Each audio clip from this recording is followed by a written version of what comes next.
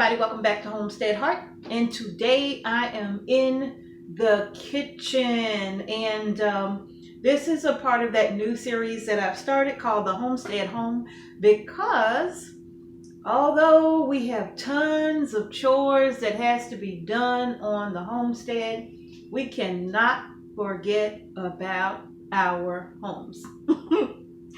These homes of ours have to be maintained and kept comfortable for us. So I'm back in the kitchen and I'm doing more cleaning.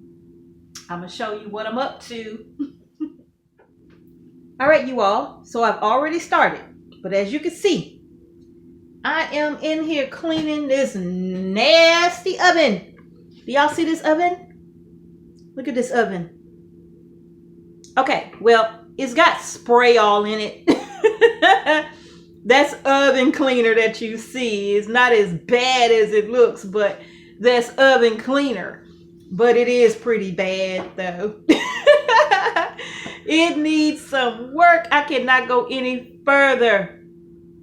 It hasn't been cleaned in what? I don't know, like maybe 5 months or 6 months or something like that. And really and truly, this thing, you should give it a quick cleaning every 90 days. If you don't want to have to like really get down in here, every 90 days will make light work of it. But when you do it every 6 months, well, you see what you're going to be faced with. If you cook as much as I do, you see what you're going to be faced with, right? And then of course, if others use the stove, they may not be as careful as you are. So things may spill over, boil up, just stuff. So I'm going to show you what I'm doing. All right, y'all. So when it comes to cleaning my stove, let me tell you what I use. I go to Home Depot, not Walmart or Target or none of those little stores. I go to Home Depot and I buy this can right here of the Easy Off Heavy Duty Oven Cleaner, because it really makes light work of the whole process. This can right here, I've had this can almost a year, and I only use a little bit. It's still pretty full. It's probably got half the amount in it as it did when I bought it about a year ago. Okay, because I've used it twice. So I just used it yesterday when I sprayed my oven. And so now I'm down to like half a can. So I don't even have to use a lot of this because it does such a wonderful job. And I'm going to show you, it does such a good job. But I get the heavy duty oven and grill cleaner. I've only seen this at Home Depot. I've never seen this at Walmart or nowhere else. They only have the regular stuff. I get this, and this stuff is strong, so you will want to put on a mask or something, because you will be in here choking trying to spray this stuff. Okay, open the window. But this is what and it says it cleans 40% faster, and it does. Now you can spray this on, heat your oven up to 225, 30 degrees is what I do. And then after it heats up, I turn the stove off and I give it a couple of minutes. Then I go back and I spray my oven. This will tell you to spray the top. I never spray the top because it's never dirty up there. It still looks brand new up there. It's mostly the sides and the bottom of my stove that needs the cleaning. But I still give the top a wipe down, and it looks just as good as the rest of the stove. Now, I also sit this to the side. I also go to the dollar store where you can get this pack of sponges for like $1. I can't find my other ones. I don't know where they are, but I can't find them. Okay, so I had to get another pack. They come from Family Dollar. They're $1, and these are throwaway sponges. I do not use my cleaning towels, rags, dish sponges, and scrubbers to clean my stove, because once you get that grease and stuff in that sponge, it is too difficult to even worry about trying to clean that out. So I always just buy the throwaway sponges, so when I'm done, I can toss that sponge in the trash, and I don't use but one. Yeah, I only really use one. And then once I wipe it out real good, I'll just go back and get a towel and just wipe my oven down. By then it's clean. But just one. So really and truly, this will last. If the only thing I use these for is to clean my stove, this will last me forever. Because all I use is one sponge. And like I said, every 90 days is best because it makes it easy to keep that stove sparkling. But Lord, if you wait 5 months like I've done, or 6 months like I'm right at 6 months, yeah. So every 90 days, give it a quick spray, let it sit for a few hours, come back and wipe it down. Now, because it's been a while since I've done mine, I sprayed it yesterday evening and I let it sit overnight. And now I'm wiping it out. So y'all, without further ado, let's get to cleaning in here.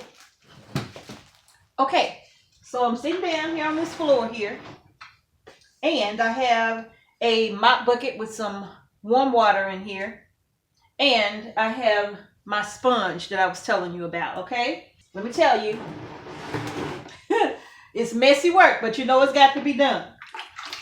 So I just rinse my sponge off, grab it, and I just start cleaning in a circular motion.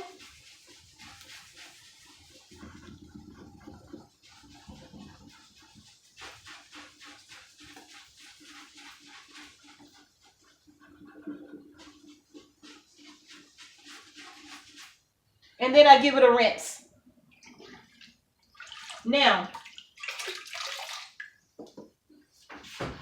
I think what I'm going to do is heat this back up to 200 degrees because it's cool. I think I'm going to heat it back up to 200 degrees and then turn the stove off and then start cleaning, because that heat also helps to loosen it up.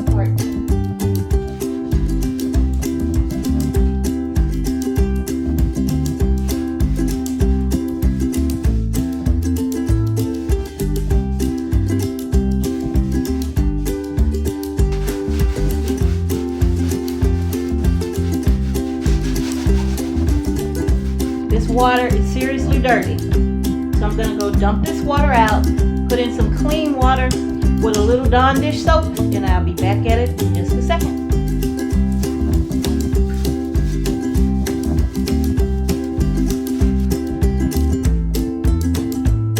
Disgusting.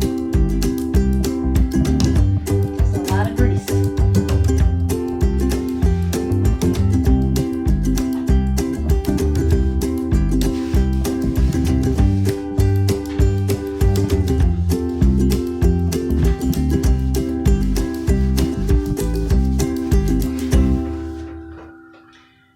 To go write some lines like we used to do in school. I will never wait 6 months to clean my stove again. I will never wait 6 months to clean my stove again. This is work. Oh my goodness.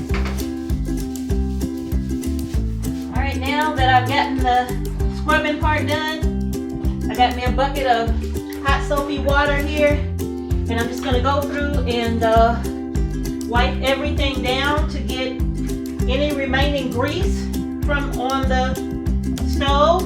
And then after I do that and make sure that my sponge is not brown anymore, I'll come back. See here? So far, no brown. I'll come back and wipe this down. Like I said, this is just hot soapy water. Then I'm going to come back. I'm going to scrub all of this, including this little, actually,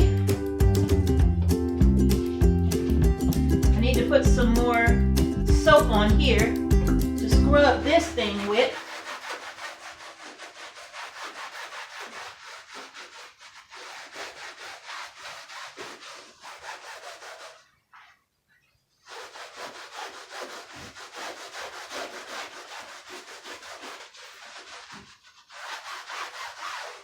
Okay.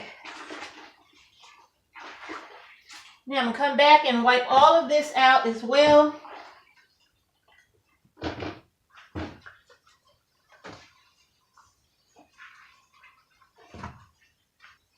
And there's still some grease in there.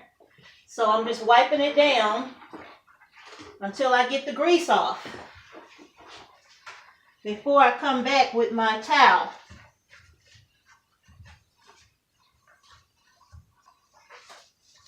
All right, that's a little bit better.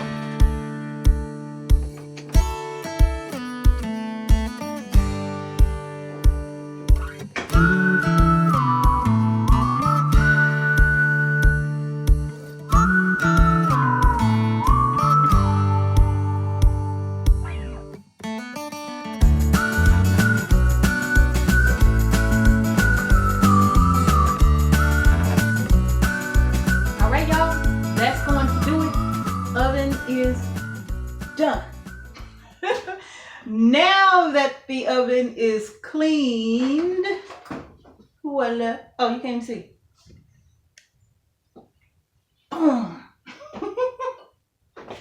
Now that it is cleaned out, the only thing that's left for me to do is to go ahead and get my racks back in.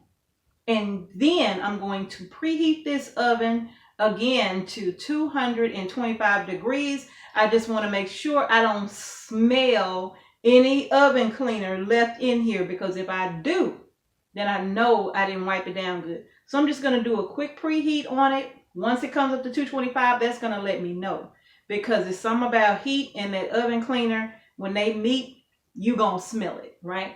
So I don't think I'm going to smell anything, but I'm going to go ahead and do that. And then I'll be able to try that experiment that we laughed about when Led Farmer was doing his canning session live, when Dave Corey proposed the posed the question, can you can cornbread? I don't know, but now that I got a clean oven, I'm about to find out. Dun, dun, dun.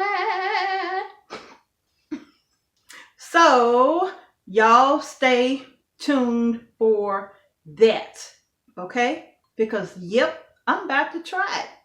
Now, canning bread is one thing, right? Canning cake dough and muffin mix that comes in a bag. You know, you mix all of that up and then you can it in the jars. That's one thing. But either cornbread or farina bread. Now, you know I don't eat cornbread.